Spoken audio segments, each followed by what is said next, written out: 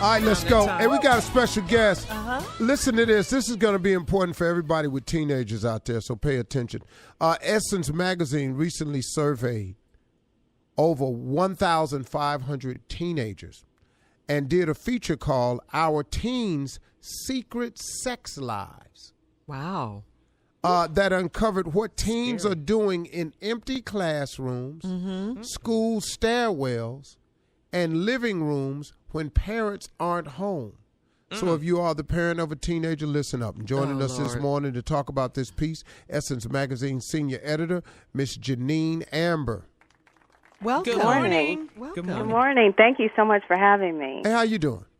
I'm fine, thanks. Okay, good. This is such an important issue, and I just wanted to clarify something. We're talking about teens, but the majority of kids I spoke to for this story were middle school kids, because it's not such a surprise when we think about 16, 17, 18-year-old kids engaging in sexual activity. I'm talking about 12, 13, 14-year-olds.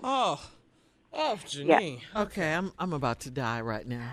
No, Okay. no, this is 15-year-old. this. I want to tell you, there are things we as adults can do to help these kids. They want our help. We just don't always know exactly the best way. Okay, hold to talk to them. on. Before we start talking about helping them, we need to know helping them with what. What was some of the outcomes in the study? Okay. Well, one of the most encouraging things is that the majority of kids want to talk to their parents. They feel that the talking to their parents would help them delay sex, particularly the younger kids. The bad news is that 60% of kids say that the conversations they are having with their parents are not useful. So they want to talk to us. They just want to be having different kind of conversations. Okay, let me ask you a question.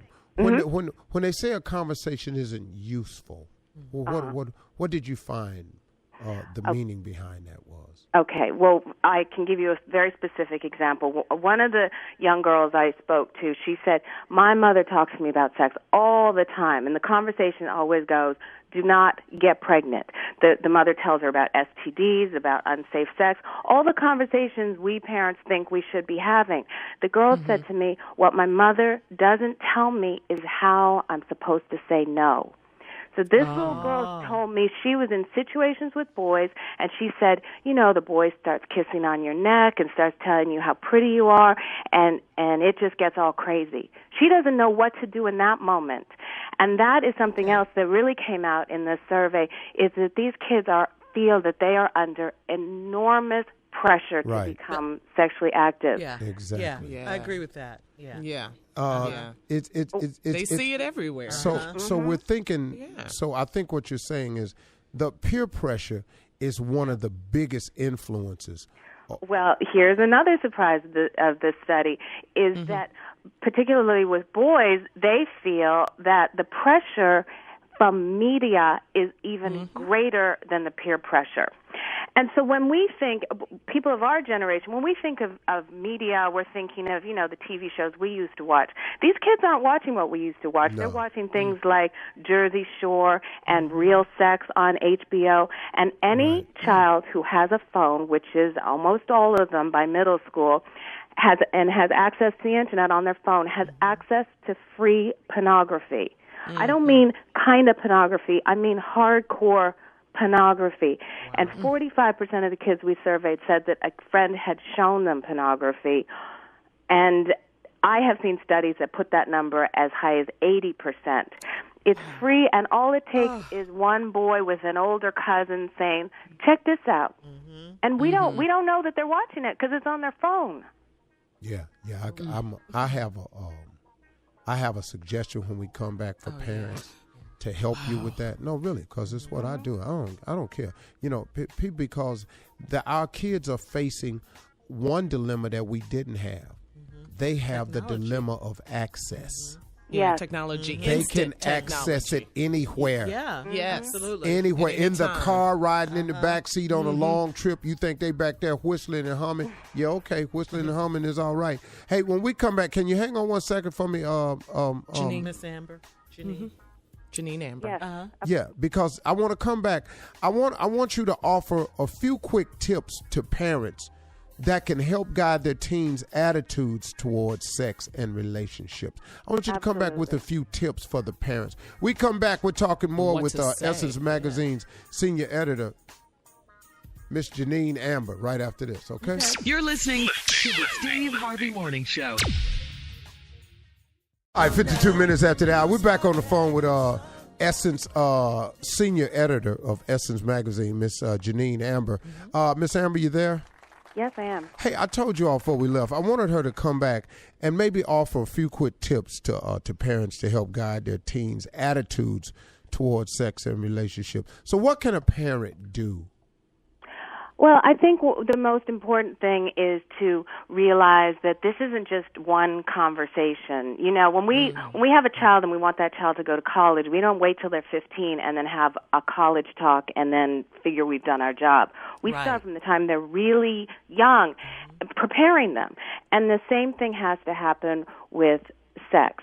And it's not that we're going to talk to a 3 or 4-year-old about sex, but you might want to talk to the young child about how important their body is and about how no one is allowed to touch their body, and that they also are not allowed to touch other people's bodies. So you start with that. Then you move on when they're a little bit older and you start giving them books about reproduction, and you can't be embarrassed about it. And that's probably one of the most difficult things, because as the kid gets older, they're going to start, if you set up the situation where the child feels they can talk to you, they're going to start asking you things that you're not always prepared to hear. And you can't let your discomfort become your child's problem, because if they feel that, oh, my mom gets embarrassed when I say this, they're going to start asking their friends for the information, which is what you don't want to happen. Absolutely. So if you feel uncomfortable, you know, maybe there's an aunt or a friend or you know, an uncle or someone else who will be able to provide the adult information to your child. So you want to also make sure that the kid always feels that you are there for the information. And the other thing is, when the child gets older, you want to help them strategize about what potential scenarios they could get into. So if you have a middle school kid, understand those kids are starting to think about the opposite sex and kissing and touching, and they need to know, okay, well, if a boy kisses me, then what happens? Yeah. Where are his hands going to be? And all of those kind of conversations, and it's uncomfortable. But we have to. Well, you know. And we can't freak out, because if a child comes to you and says, you know, such and such happened, and you flip out, then they've made a mental note. Yeah. Okay, never talk to her again. They'll never do it again. Right. Yeah. Hey, y'all. That's true, Jeannine. Hey, let me give you guys a website. It's the www.thenationalcampaign.org. It's thenationalcampaign.org. For parents. For parents to go and learn more about this. And I'm pretty sure if Essence has anything to do with it, you can also go to essence.com. Yeah, and the nationalcampaign.org is the national campaign to prevent unplanned pregnancy, teen and unplanned pregnancy. And do you know that 1 out of 2 African-American girls will become pregnant by the time she's 20? 1 out of 2. That's 50% of our girls. Lord Jesus. Lord. Yeah. Guys, we've got to get on top of this situation and lose the uncomfortableness, because your uncomfortableness in talking to your child can create a very uncomfortable life for your child. Yeah. So let's be proactive. Miss Jeannine Amber, thank you so much, okay?